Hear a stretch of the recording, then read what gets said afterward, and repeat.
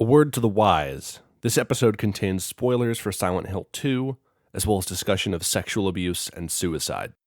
Listener discretion is advised. On this week's episode of Electronic Fun, I'm joined by Lumber Jackson to dive deep into Team Silent's monolithic horror masterpiece, Silent Hill 2, and why you maybe shouldn't let 6th graders play this game. So please, join me. Let's have some fun.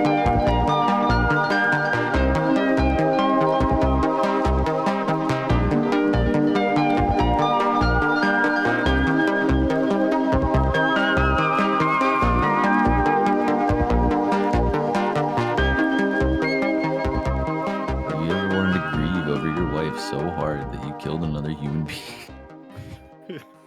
Have you ever been so sad that you killed a man and then realized you killed a man?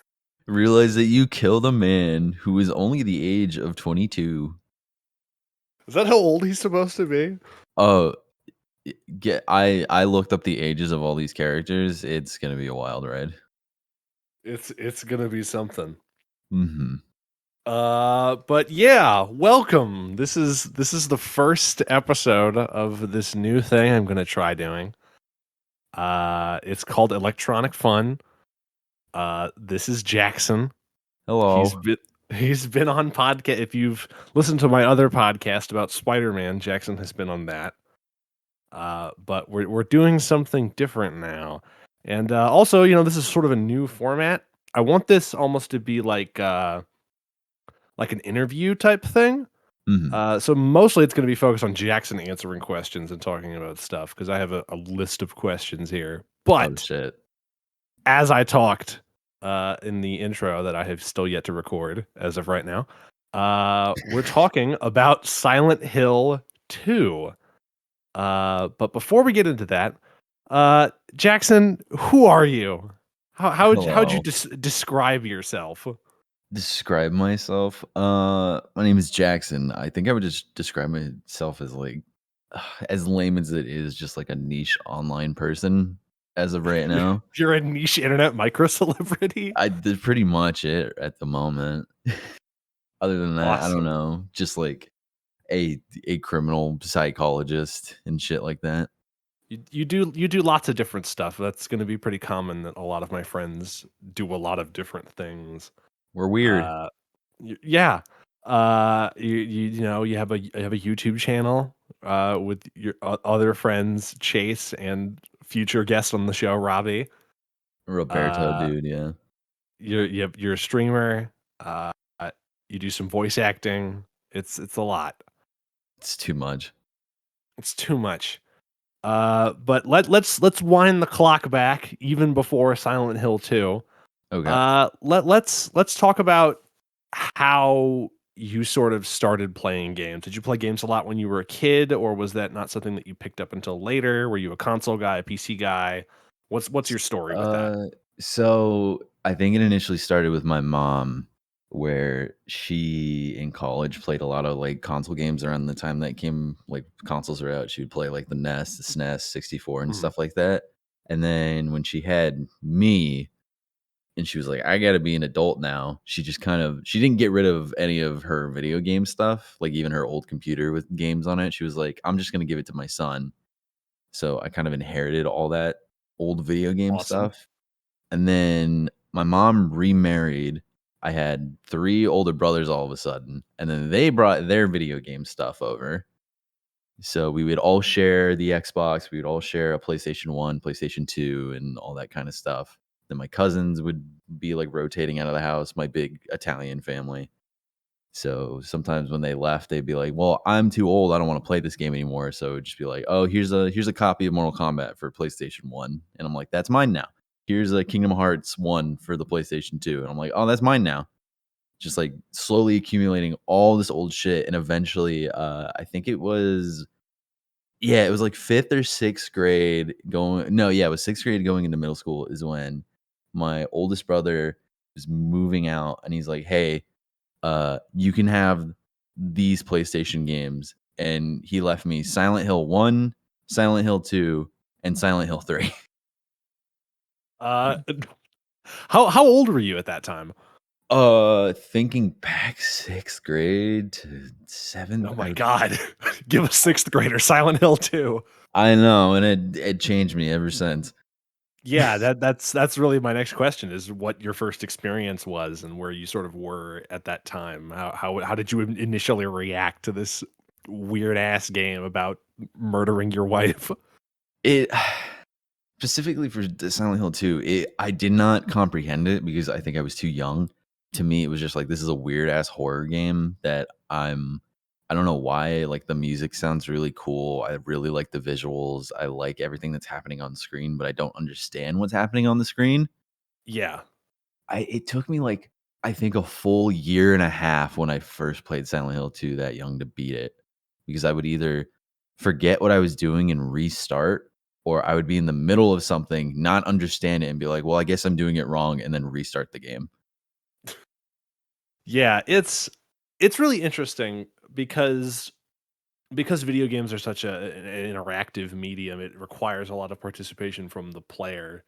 So, like, when you watch a movie that you're not really you might be too young to see, that has a big impact on you, but I feel like video games almost have more of an impact because you are in control of the whole situation, and it has sort of a deeper effect on what you sort of experience.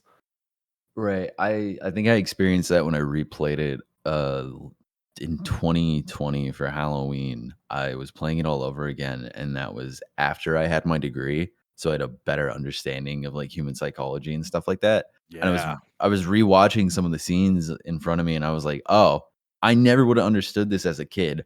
These metaphors are very, like, they're on the nose, but you have to know exactly what they're talking about to get them. Otherwise, it's just like, this girl is sad. This girl has depression. This guy is eating pizza." Yeah, because there's a lot of visual metaphors as well, both within the especially when we get later on into talking about Angela's story. Mhm. There's a lot of really sort of very specific visual stuff. But before we get any deeper into that, what is Silent Hill 2? Sort of explain what it is and the Cliff Notes plot, I guess. Uh, so Silent Hill 2 is very removed from the main story. It is just its own little thing that is still involved with Silent Hill. It is You have James Sutherland who is grieving over his wife who originally came to Silent Hill to try to, like, move on and deal with it. He finds a note and he's like, "I think my wife is alive." And then he goes running through Silent Hill, meeting all these different characters that are experiencing their own kind of personal trauma and torment. And kind of as you play the game, you get bits and pieces of these characters like, okay, this is what they went through.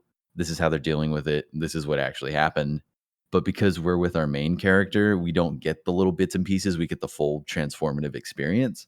So by the end, it's kind of like you feel betrayed in a way. This game does not make you feel good at all. It's a big, like, if you are going to sit down and play Silent Hill 2, do not expect this fun overarching storyline. You are going to sit down, you're going to reevaluate exactly how you view people, how you trust people, how things are presented to you, and exactly if they mean what they mean. Yeah, and there's I'm going to put a spoiler warning at the beginning of the game. There's Mhm. no real way to talk about this game without having a lot of spoilers. The whole James is lured into the town by the promise of his wife who is dead.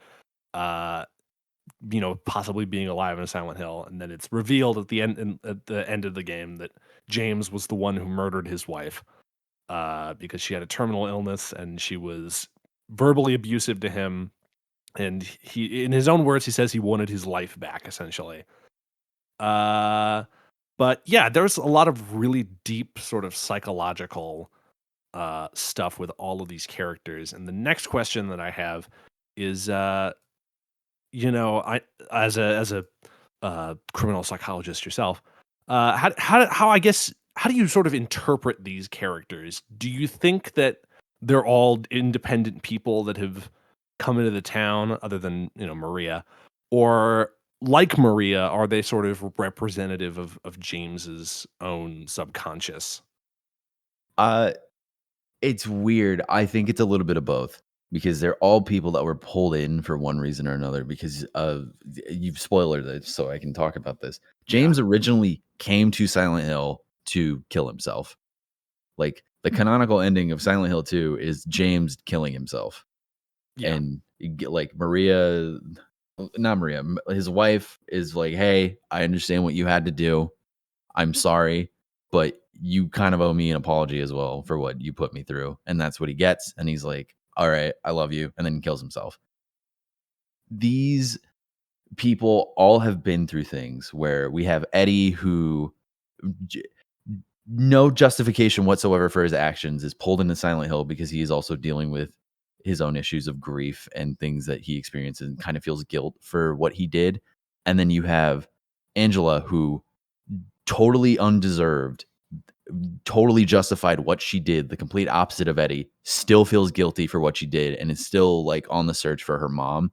So these characters foil themselves. And then you have James who fits right in between this like spectrum of guilt, trauma, and like righteous justice, where it's like James could have, like, he didn't need to do what he did. Most of his reasoning was like in his own head was like, it was a mercy to her. She was dying. She's 25 years old. She's not going to live past 25. I'm going to put her out of her misery. So all these characters were pulled in for one reason or another, but like they still represent his psyche. Yeah. Where Eddie, on the Eddie side, it's like he really wanted to do it. He wanted to take his life back. He's like, I need to do this. There's no other way around this. I'm sick of living my life like this. But then you get to the Angela side of like, well, there's still hope. I still think that even though I didn't deserve for this to happen, she didn't deserve this disease that took her life, quote unquote, is what he justified in his head to get rid of all the guilt. I still wish she was around, like, even though I went through all this with her. It's very, very odd. And then, yeah, you have Maria, who's just some random sex worker who lived in the town. And then when it transformed into Silent Hill, just turned turned her into his wife and was like, go seduce him. Yeah, there's a question that has sort of gone around of whether or not Maria existed before, whether or not Maria exists as a sort of figment of a projection of James's own uh, sort of sexual proclivities toward his wife, and Mhm. at the same time, there's that. Along with this game, if you have the I think the Xbox version, there's other versions of the game that have a bonus storyline called Born from a Wish, where you play as Maria. And in a way, it sort of recontextualizes her character. Have you played Born from a Wish? Oh yeah, I've played Born from a Wish. I remember hearing about how you get that story, and I think I made my older brother, who did give me the games when he would sometimes come to the house. I was like, "Can we go to the game store and download the thing for Silent Hill too?" And he's like, "You can do that." And we went, and I brought my memory card, and they take your memory card in the back and just load it up for you. They take it to the back and do powerful magics upon it. They Uh, summoning circle on around it. but you know, in the main game, it feels almost as if Maria is a sort of like automaton that Silent Hill sort of controls just to fuck with James. But in Born from Wish, that it does a lot of work in, I think, recontextualizing her as her own person, who at the beginning of it contemplates, you know, suicide over the situation in Silent Hill, with all the monsters and stuff. But she has also sort of a deep need to find someone to be with, and that ends up being James. But yeah, I think it's really interesting. Let's see what else I have here on my list of questions. Uh, let's transition, I guess, into more of mechanical stuff, and then we can sort of circle back around to story. All right. Uh, does this game scare you, or does it more unnerve you? Are you actually frightened by this game? Initially I was frightened when I was first playing it growing up, but then as I'm getting older, I'm just slightly unnerved about how human this game is.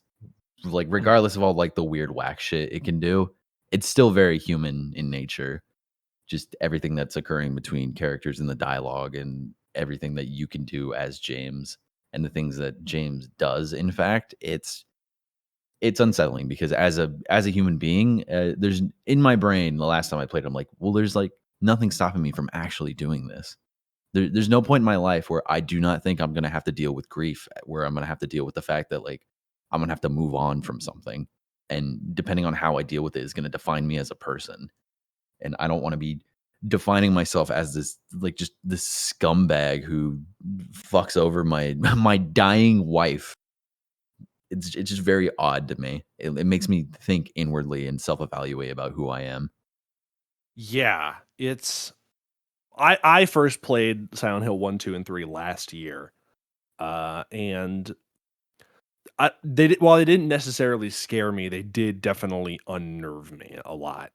It is the world that they craft in particular is it's very it's purposefully very vacuous. There's not a lot going on.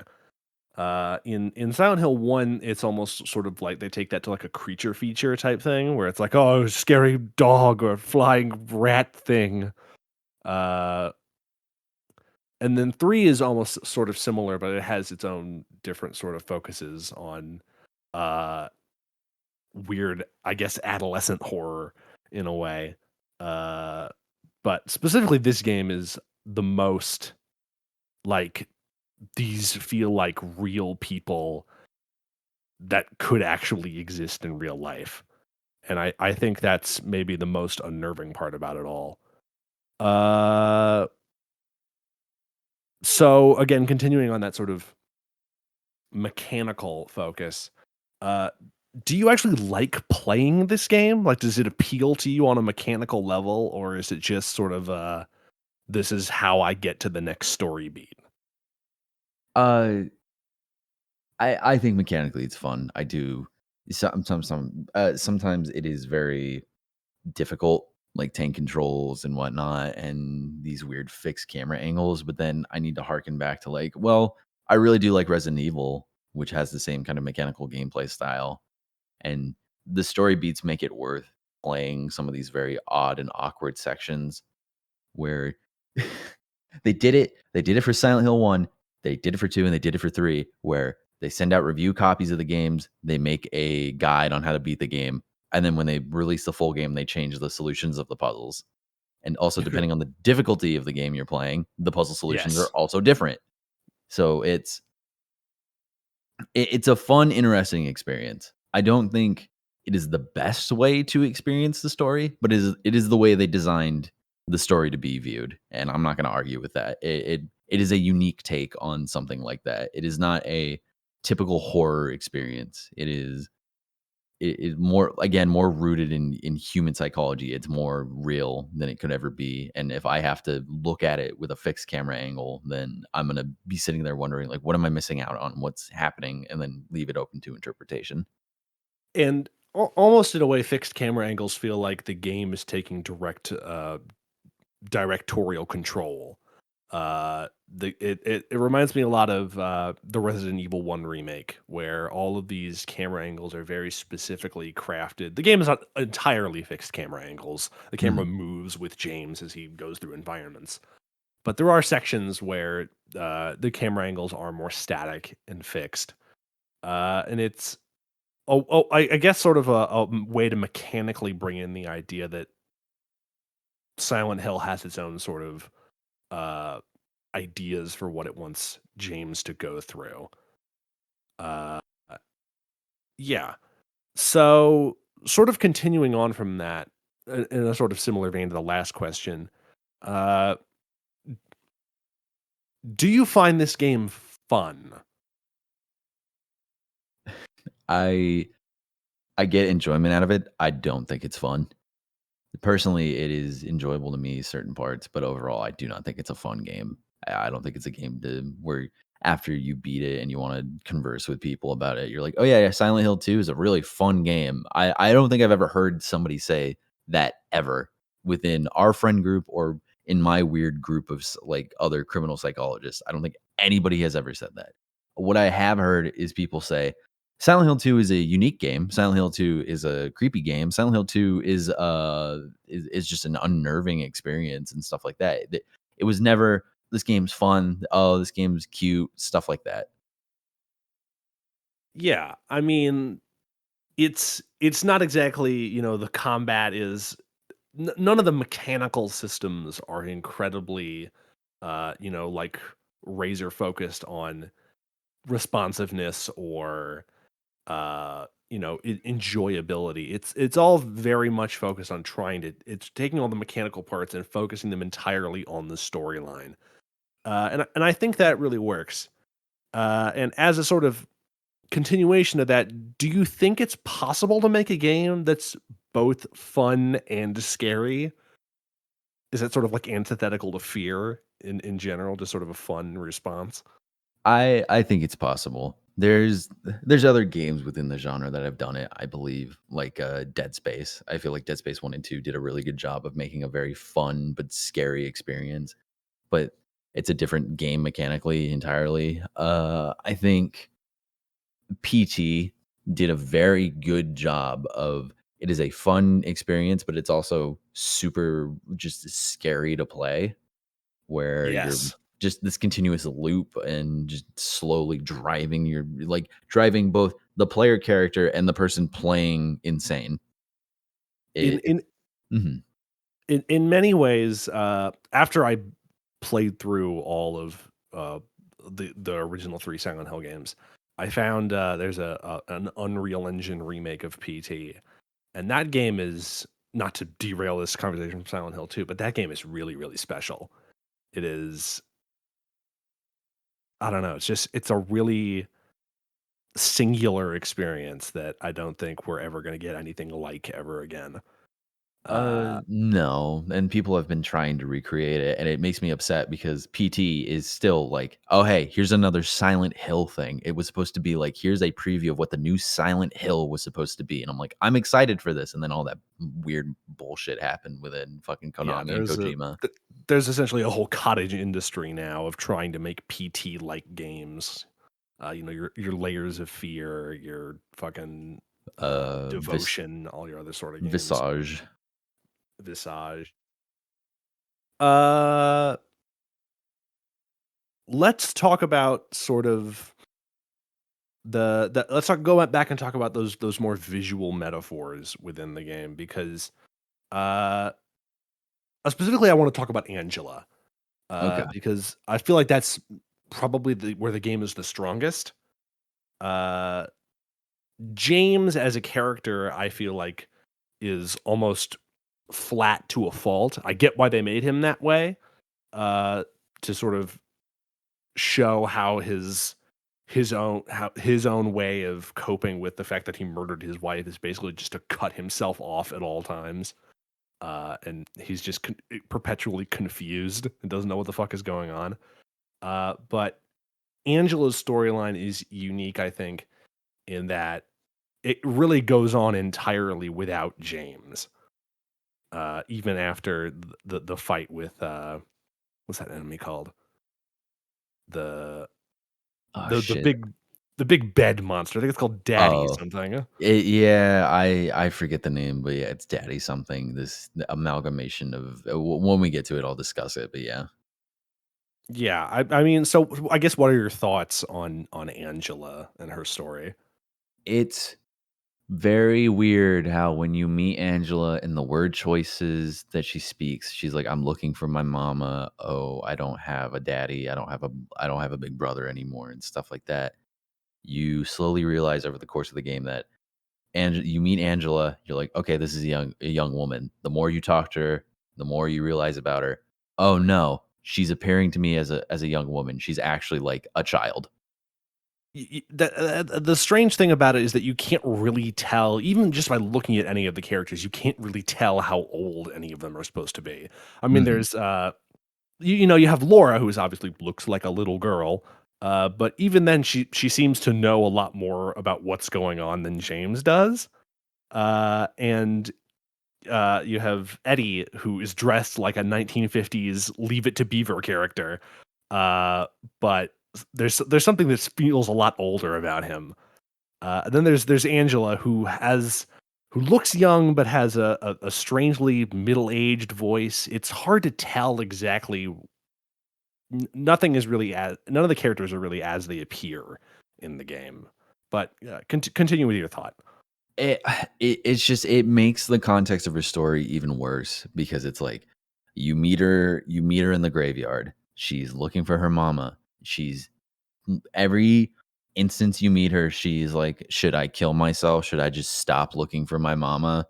Like, you get the weapon of the knife because she's laying on the floor looking at herself in the mirror going, I don't know if I can do it. I don't know if I can kill myself. Maybe I should go keep looking for my mama." And you try to comfort her and be like, Let me take that knife." And she panics. She freaks the fuck out even if you make an attempt to, like, comfort her or touch her in any way. And then she immediately is just like, "I'm sorry. I shouldn't have done that. I'm so sorry. I'm so sorry." Drops the knife and runs out of the room. It is a typical fear response and just like guilt response of a child of abuse. And it is an item that you can easily miss. It is a newspaper article you pick up, and it's father and son murdered in their own home by their stepdaughter. Like, stepfather killed by stepdaughter and stepsister. And you kind of piece it together like, oh, Angela is here because she murdered her dad and her brother. But as you get further along and realizing more things about Angela, you get to her boss fight room. It is a flesh room. Walls are covered in flesh. There's holes in the wall.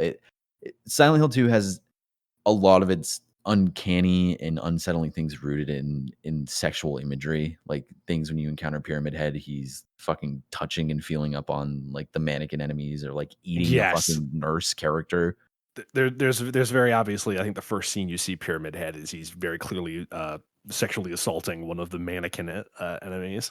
Yeah. So you get into this flesh covered room. There's holes in the wall, and there's metallic objects pulsing in and out of them, like being pushed in and out like a piston. And it's pretty apparent what's going on, that Angela was sexually abused by both her stepfather and her stepbrother. And you encounter the bed enemy, which is I believe is supposed to be her father, either her father or her brother, and her under the covers. And it's just this disgusting visual metaphor with things pulsing in the wall. Angela's crying in the corner of the room the entire time. And just as soon as you beat this enemy, Angela picks up the TV that was in the room and smashes it to death, kicks it in until she's exhausted and falls to the floor. And she's like, even after all that, she's like, "I gotta go find my mama. I can't be here. I gotta go find my mom." And just runs out of the room again. She's still dealing with what she did of killing her stepfather and her stepbrother, but it's still like, it's kind of deserved after what they did to her. Just, you have these disgusting visuals in front of you of what happened to her. And clearly the reason why she appears to you as a middle-aged woman is because she was forced to play this role of like, you're grown up now, you're a woman now. And that's how they kind of treated her as such, just guilted her into these disgusting acts. And even then, she's still reverting back to her childlike self of just, I need to find my mom. I need to find the one thing that comforts me and protects me. And it kind of sucks because she realizes that she doesn't have anybody anymore. Her mom passed away from her for some unknown reason. I'm not sure we ever get an explanation as to how her mother died, but she appears in the Lakeview Hotel, which is James and Mary's special place. It starts to burn down and crumble away, this special place that they shared deep. And Angela just goes, I don't have anybody. I'm all alone, accepts what she does, and walks upstairs into a burning building. And you don't know what happens to her. You don't know if she dies. You don't know if she escapes. You just know that she's gone. She's Yeah. totally an empty shell of a person after everything that's happened to her. And it is totally undeserved. I'm gonna circle back around to the flaming hallway. Mhm. But right after you beat, I looked it up. It's the Abstract Daddy. Ugh. Yeah, it's like a flesh covered mattress with arms and legs. It's not great. Uh, right after you beat it, and you go talk to Angela, and Angela's like, "What do you want? You want me to fight back?" Basically, she like immediately just assumes that James is going to try to assault her. Right.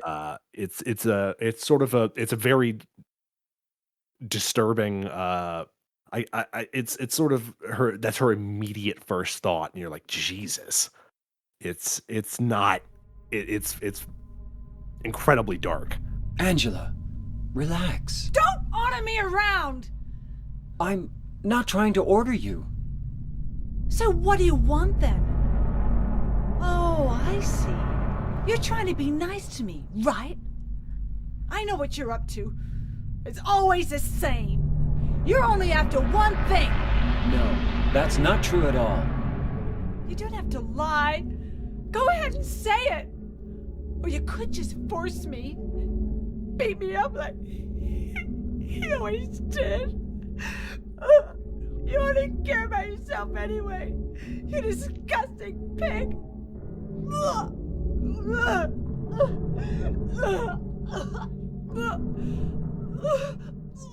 And going back to the flaming staircase in the hotel, I think it's very interesting that once you get to that point, James has already killed Eddie, which he makes a very big deal out of. I killed a human person. Because every voice actor in this game sounds like they're on Ambien. And obviously, it becomes funnier later when you realize he already killed a person before. Right. By that point, it becomes you've already established that Silent Hill sort of reshapes itself around whoever is perceiving it. And when James is in the hotel, it looks almost like it's been submerged underwater, like it's soggy and wet, and there's all this mildew and mold all over the walls. But just in that one hallway is Angela's hallway where she walks up the staircase. It's just on fire. And she says that line where for me, it's always like this. So it just, I feel like it's a really brilliant move that it just had that one little peek into what someone else's Silent Hill looks like. Where in a way she was in the right in defending herself in that way, but for her psyche, it's her punishment is she has to, burn forever in this sort of torturous hell. Yeah, it's really, really fascinating. And we also talked about Pyramid Head earlier, who is Right. sort of the icon of this character and eventually this franchise. Sadly, yeah. Yeah, that's my next question. Do you think Pyramid Head's narrative value in the game is sort of weakened by his status as a franchise mascot? Because for me, when I first played this game, I had already been exposed to, years and years of Pyramid Head as, the guy from Silent Hill and Pyramid Head go-kart racing or fucking whatever. Mhm. And it didn't obviously ruin it for me because I still love this game. But it does a little bit, for me at least, de-emphasize the strangeness and the horror of the character. It's like, oh hey, it's Pyramid Head. So I guess what are your thoughts on that?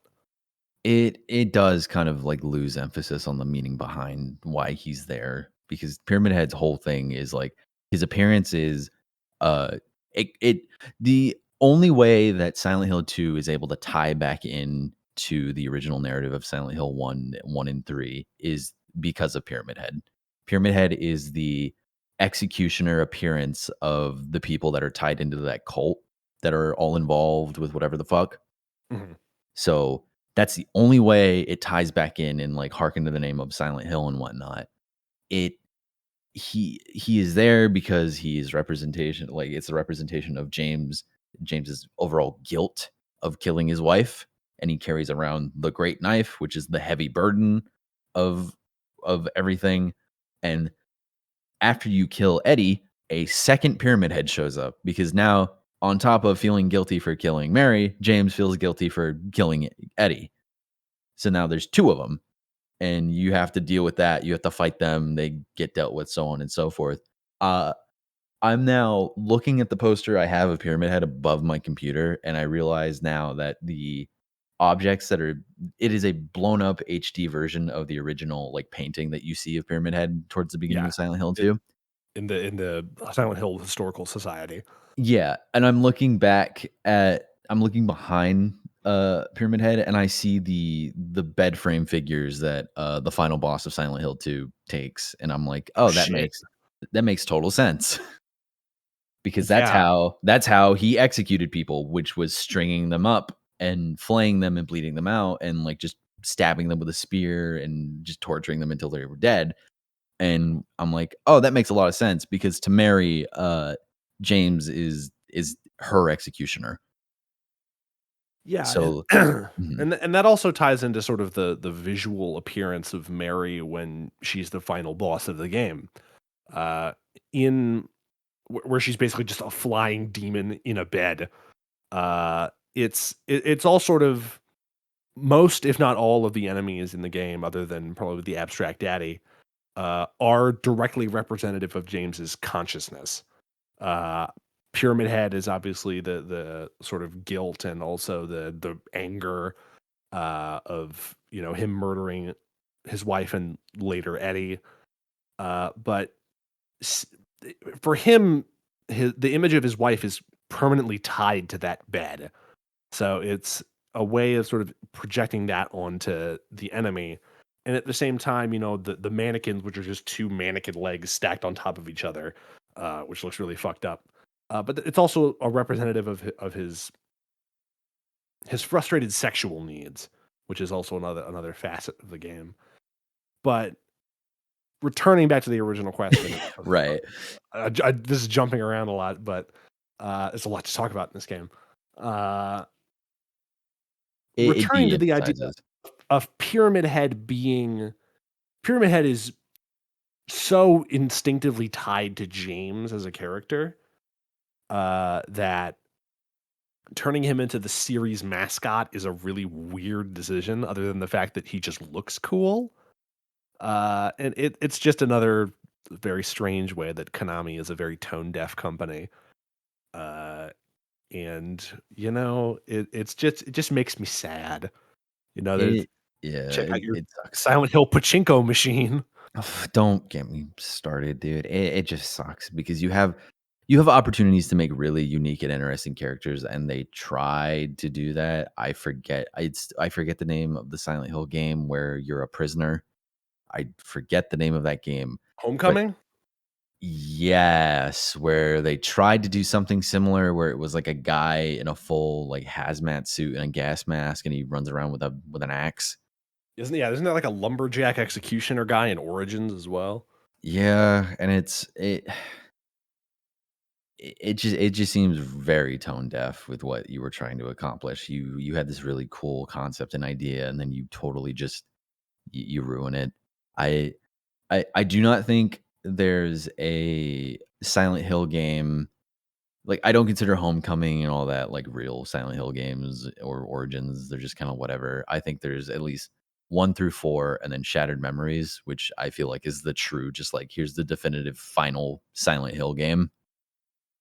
And just it's fucked up. I don't know why they went and they ruined something so good that they had, because Pyramid Head is just this really interesting character. They put him in the movie. They put him in both Silent Hill movies as well.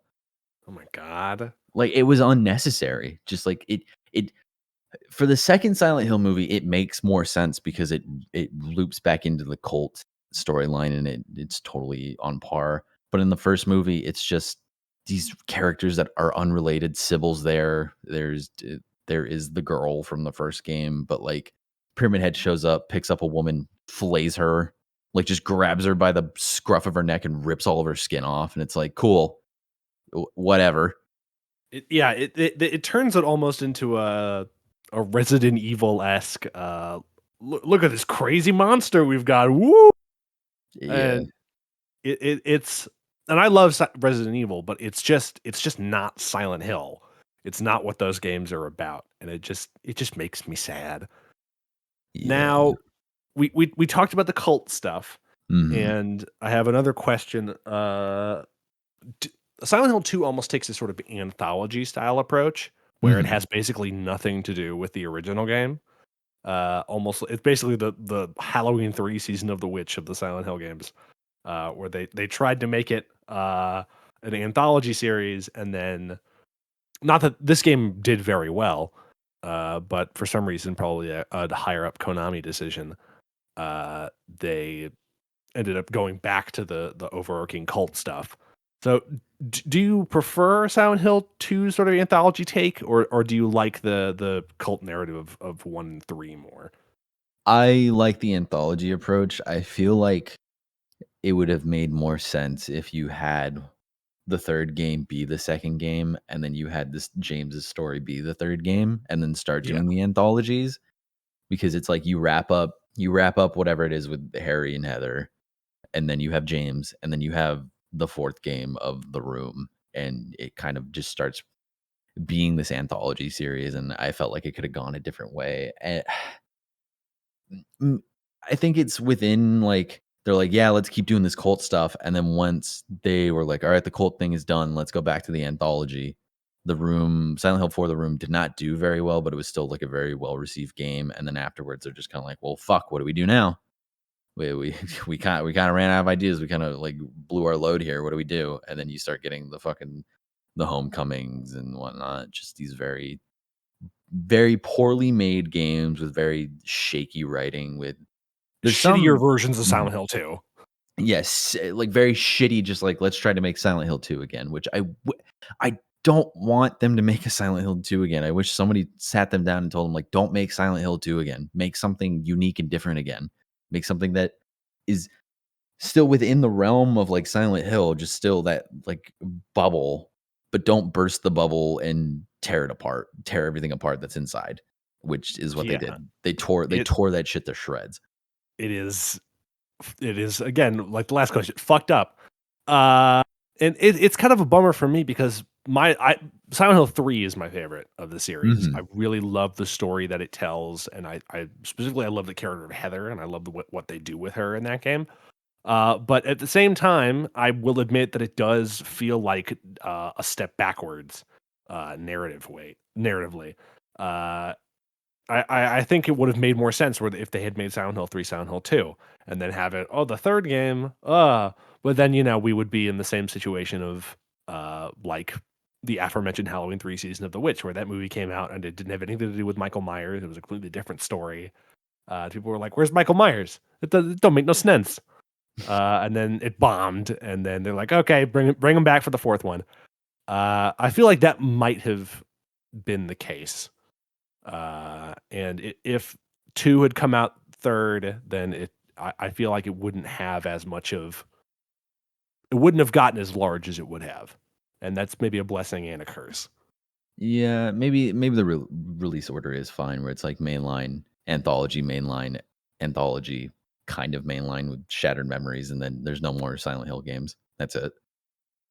If only. Yeah, We're gonna get the people who made The Medium to make a new Silent Hill game. all right. I might as well jump down to that. I'm jumping around on my list of questions. I'm Uh, sorry. no, it's fine. We're free associate. You're the first episode, so this is all new. I'll figure this out. I'm the guinea Uh, pig. you are.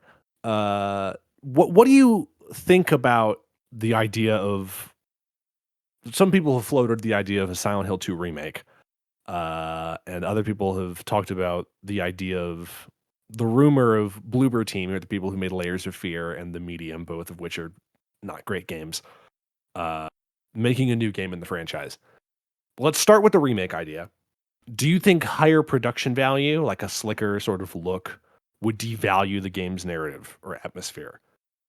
I think it would enhance in some cases, because you had that Silent Hill HD collection that came out that totally fucked up a lot of sections in that game, either making it too bright or too dark. Where you have the rowing scene where you go across the lake, and It in looks like dog shit. it looks like dog shit, because in the original game it was very foggy and you don't know what was happening or what was going to be ahead of you. In the HD collection, it's polygonal fog. James is very clearly just not moving. He's just sitting on a in the middle of an environment, and every time you row, you get closer to a JPEG because the fog didn't load in properly, and it never will. So I'm thinking in my brain, if you want to remaster that game, or just like don't change too much. You can update the visuals. You don't want to update the voice acting. You kind of just want to see if you can upscale the audio. You can redo the music, as long as it's still like the same soundtrack, but with more just like crisper audio and whatnot, and more up to date electronic like fucking software development or whatever the hell you can do to Yeah. process that music. I I'm scared because both of these options sound horrific to Terrible. me. They sound awful to me because Layers of Fear is an okay game. Layers of Fear 2, haven't played it, heard it was an alright game as well. Didn't blow anybody out of the water. The DLC for the first Layers of Fear didn't blow anybody out of the water. The Medium sucks shit.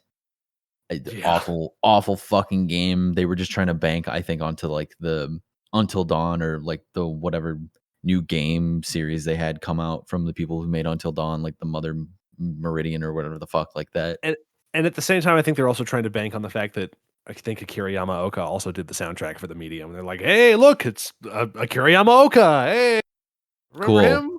Cool, great music. Shitty everything else. Everything else It's sounds bad.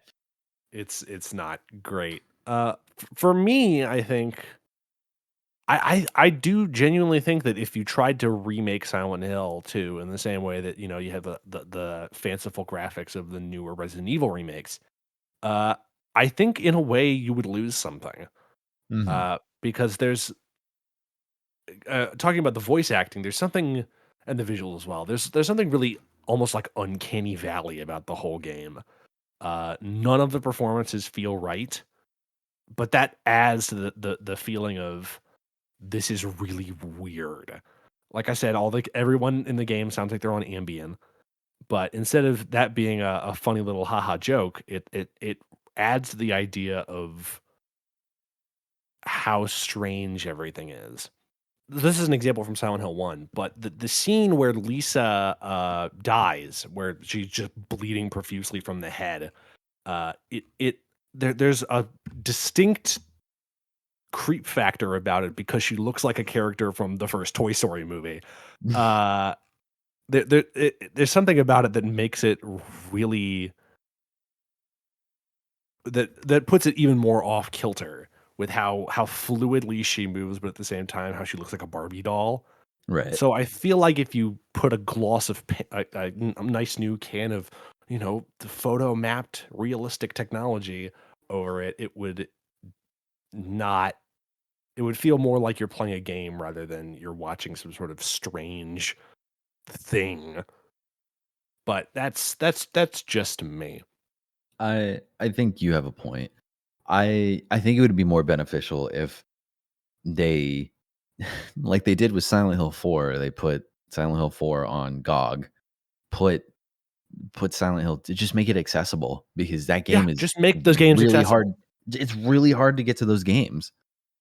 It's the only real way to play Silent Hill 2 is if you like download a cracked version of the PC port and the mod that a bunch of people put together to make it, you know, run well, or if you just download the ROM and play it on a PS2 emulator, which is how I did it.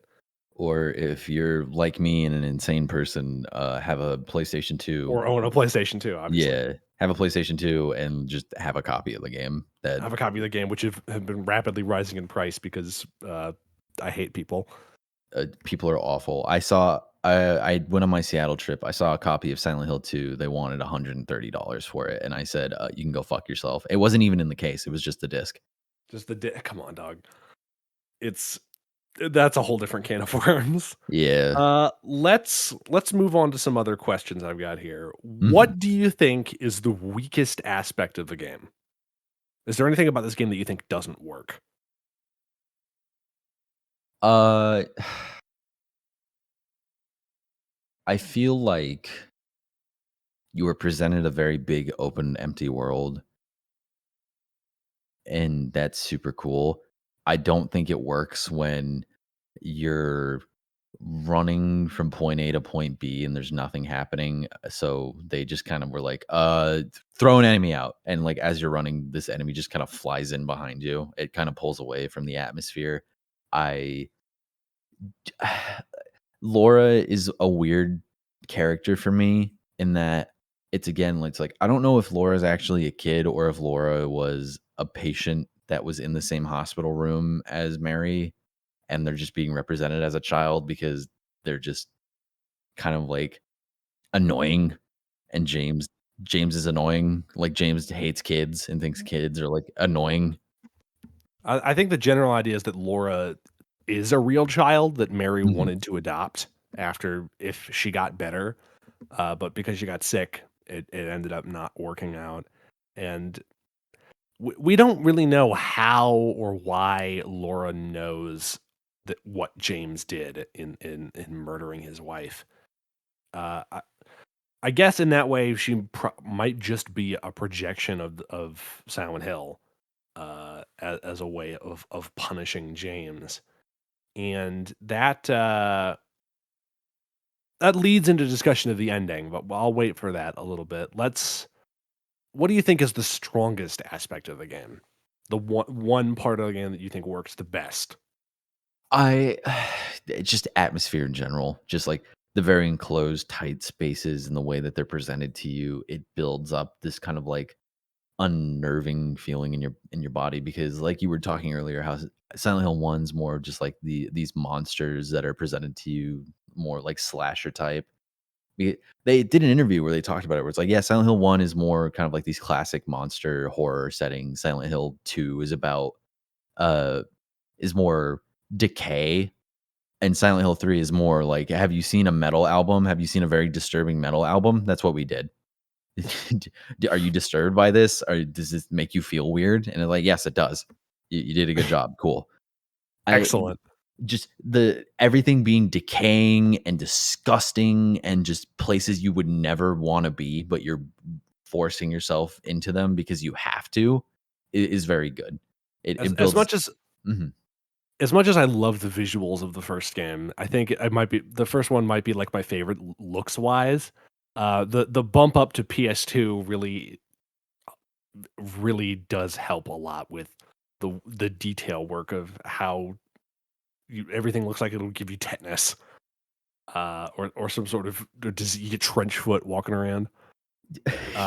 He sticks his hand in a toilet. He Like, sticks his hand in a toilet, man. You can't get why? that anywhere else. Just I don't even fucking, remember oh, what you get from that. It was like oh, a there's a key, I think? there's a key in there. What do? I'm not gonna roll up my jacket sleeve or take my jacket off. I'm gonna stick my whole arm, jacket and all, down this toilet and pick up a key. Fucking Yeah, awful, disgusting. disgusting. But I think I agree with your idea of both the strongest and weakest aspects.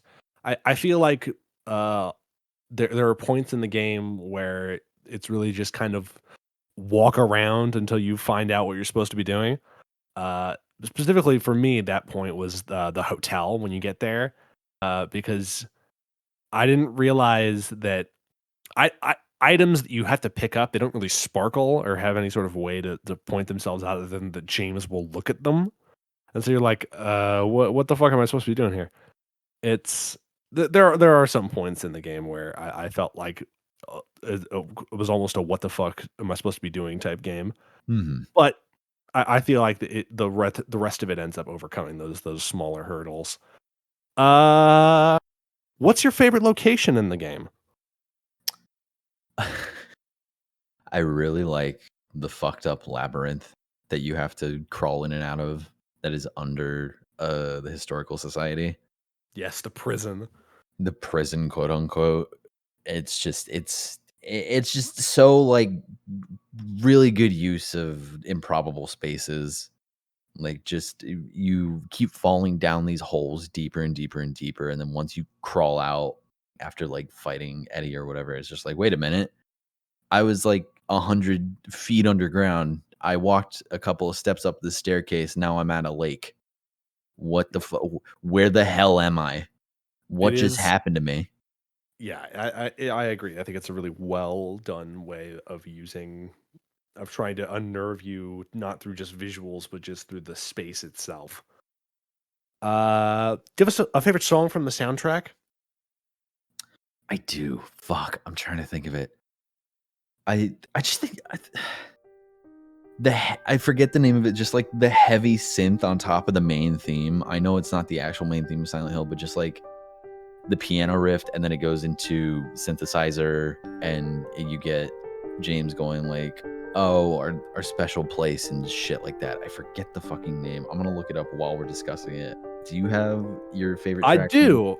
Mine would probably be the one that plays in and around Heaven's Night. Okay. I really like. It's almost a. It feels. It's gonna be dumb to say it, but it feels almost like one of those like lo-fi beats to study relax to. It's. I think it works really really well. Obviously Akira Yamaoka, the god, did a great job on all of the soundtracks of the original 3 games. They're all great. They're astounding. I looked it up on my Spotify playlist. You're talking about Heaven's Night. I'm talking about the reprised version of Promise. Ah, yes, I remember that. Because Promise is just the piano. The reprise is the piano, and then the theme of the game plays over the piano riff.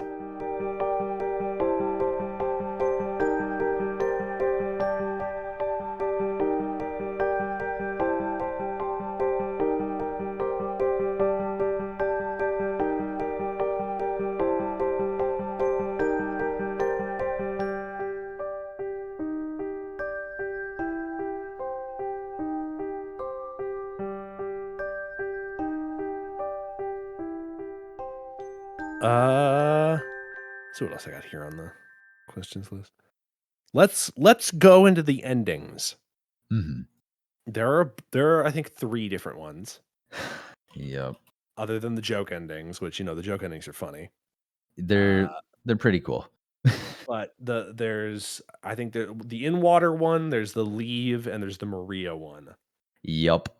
The thing that interests me the most about them is they're all sort of, you get them mechanically. They're all based on how you play the game. There's no like choice you have to make at the very end that changes your ending. It's all based on how you play the game. So sort of the question I have is, which do you think is the most narratively satisfying?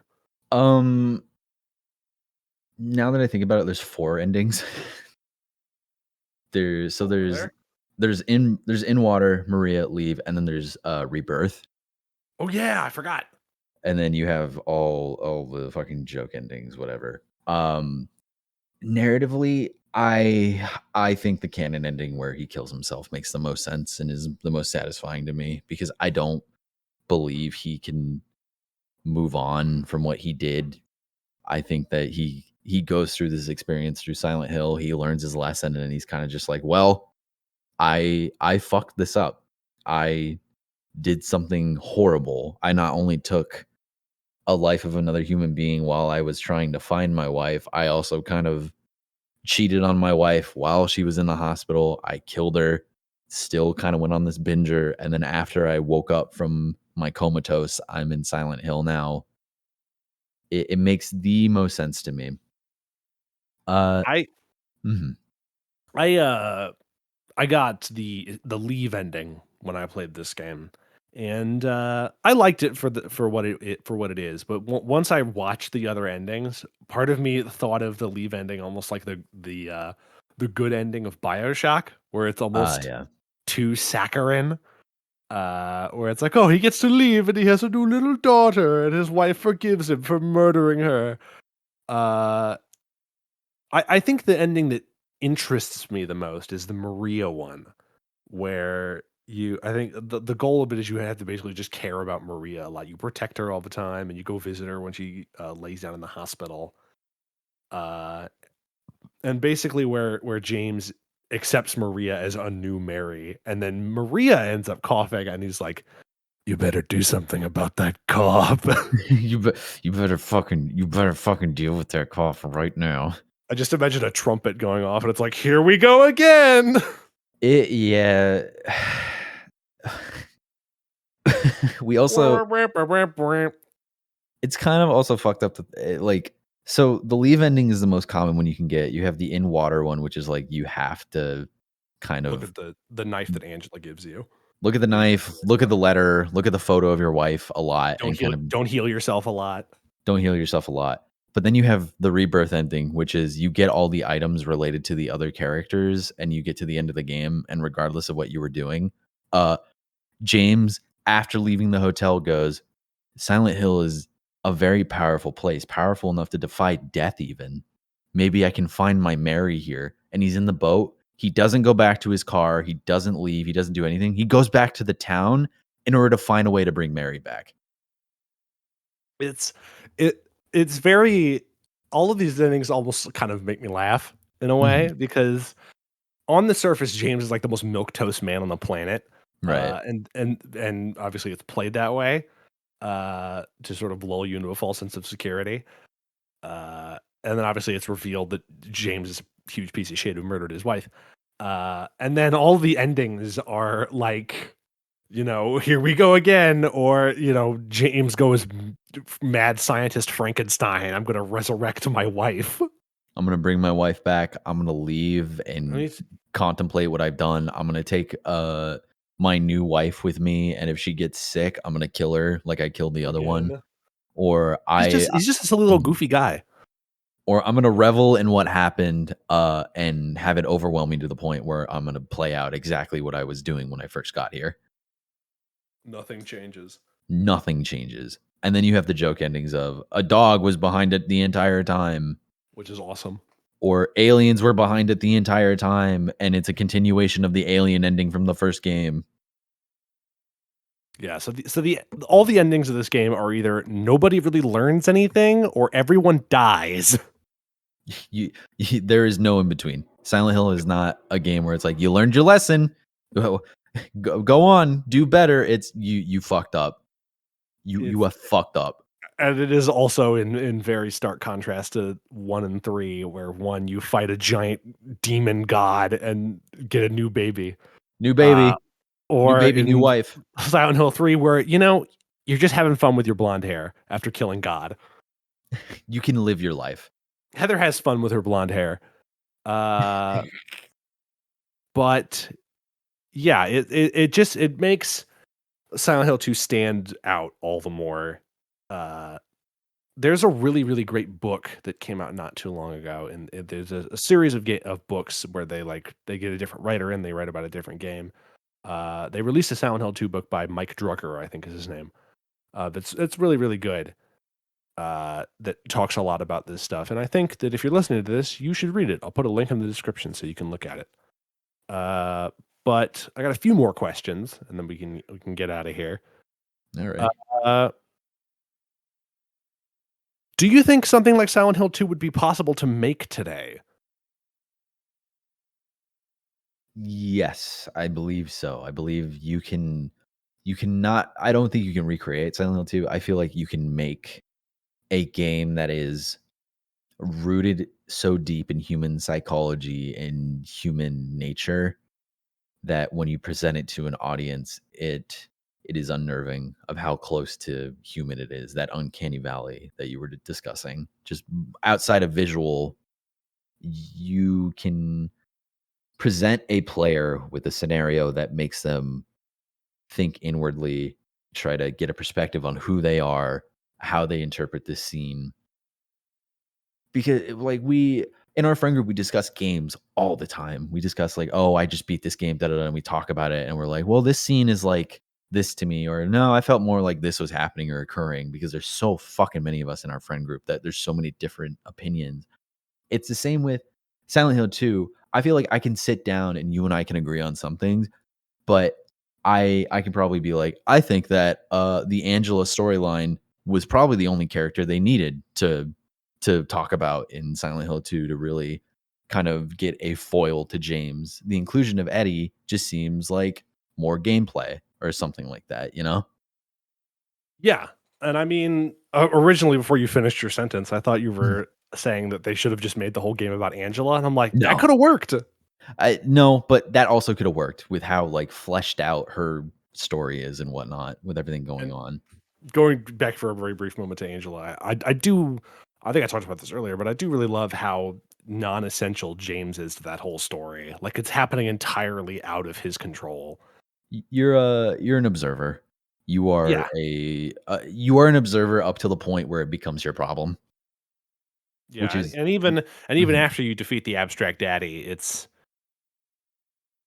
not even really it's not like you even needed to do that. Right. It's just another problem for Angela to deal with. It speaks to James as a person where he observes all these things and he doesn't really do anything until it's like, well, it's my problem now. I need to deal with this. You made this my problem. Like with his wife dying, he's like, you made this my problem. You made me feel this way. I got to deal with it. Oh, Angela, you made me, you made a manifestation. Silent Hill made a manifestation of your abusive stepfather and stepbrother. It's now my problem. Oh, Eddie, it is my problem now because you're in my way. You're not letting me progress. You're not letting me go find my wife. You are now my problem. Just James is just fucking, he does not give a shit about anybody else. He's very self-centered.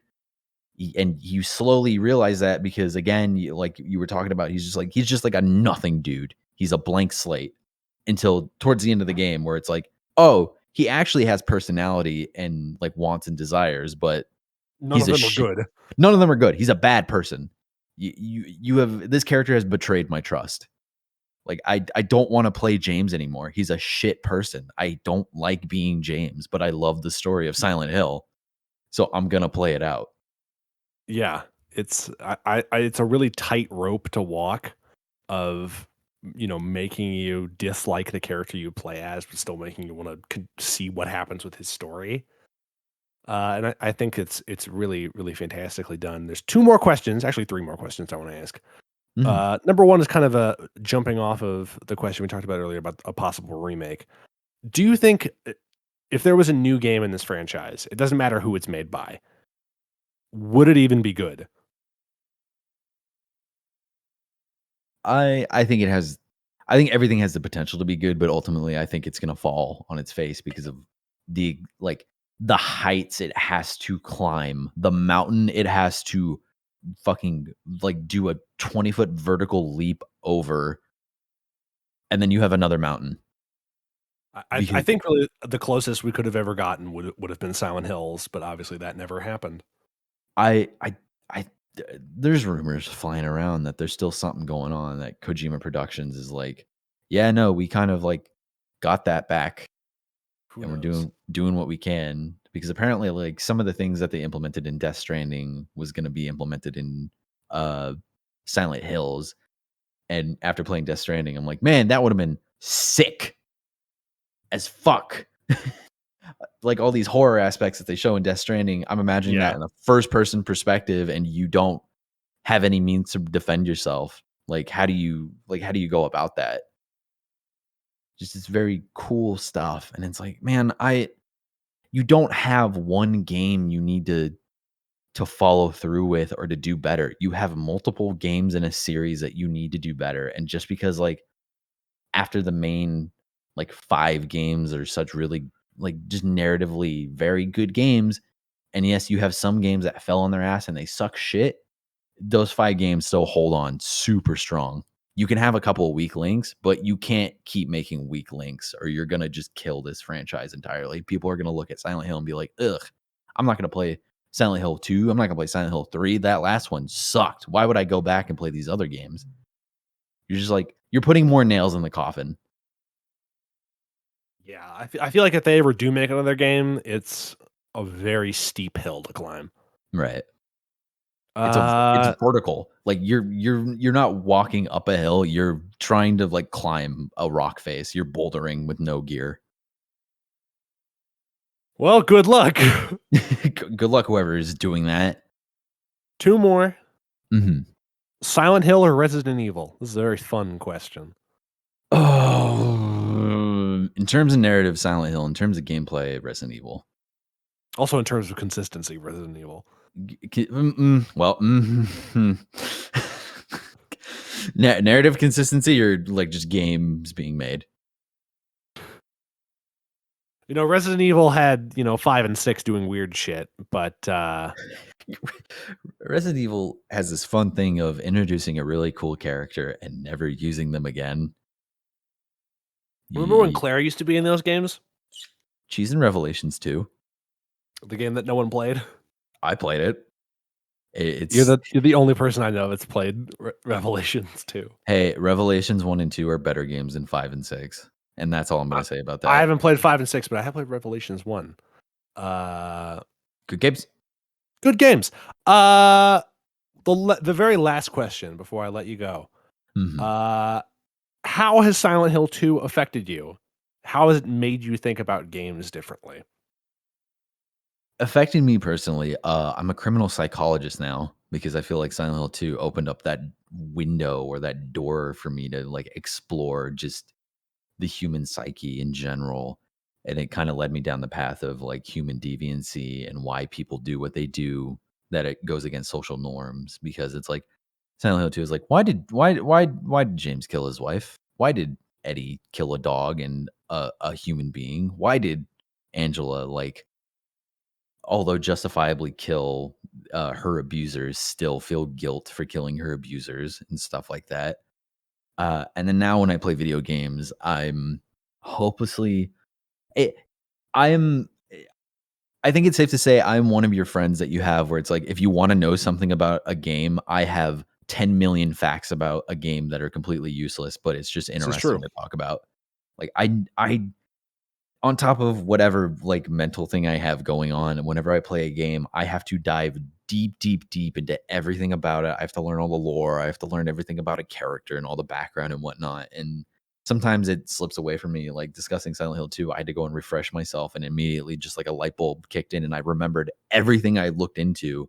I on top of writing a thesis paper for my university English class on Metal Gear Solid 3, I also wrote a thesis paper for one of my deviancy classes about Silent Hill 2 and kind of use it as a bridge to get into more human deviancy ideals. Do you have those papers? I would genuinely like to read them. If I find them, I will let you know because they were on my laptop I use for university, and I think they're on Google Drive. If I have those papers, I'll send them over to you. Excellent. Yeah. Thank you for coming on, Jackson. It's been a very enlightening conversation we've had about this game. I'm always happy to have a discussion with you, either it being recorded or not. Our friendship is Likewise. very, very cool because we It is. usually get into these conversations with each other, regardless of, like I said, it being recorded. Again, thank you for coming on. It's been a very enlightening time. This is the end of the episode. Next week, we're going to have a new friend on. It's my better half from Spidey Signals, Alex. Well, we're going to talk about the original Half-Life, which is very much not like this game, but it does have funny aliens. So I think that's some connective tissue there. Okay. Those are the only two things those games have in common. Funny aliens. But yeah, I'll see you guys then. Jackson, do you have anything you want to plug? Shout out? No, I'm trying to think about when the time this episode comes out. I This guess comes out on the 15th. it is February 15th for all of those who are listening right now. We're recording this on the 8th. Yeah, dating us. On February 21st, I'll be doing a live stream over on my channel, twitch.tv/lumberjack2on. It is for the American Heart Association. I'm going to be doing a 12-hour marathon raising money for their Revive campaign, just cardiovascular health. It's a really good cause. So if you're around then, you want to show up, I'll be going from 12 p.m. Pacific time to 12 a.m. Pacific time, raising money. Going to be great. You can also watch Jackson on the hit YouTube channel Liars Club, with those silly little characters chasing Robbie. Yeah, those characters, those cards, Those silly little guys. those manifestations on my psyche. Yes, they are exactly like Silent Hill 2. Yeah. I'll see you next time, guys. Stay responsible. Oh, bye-bye.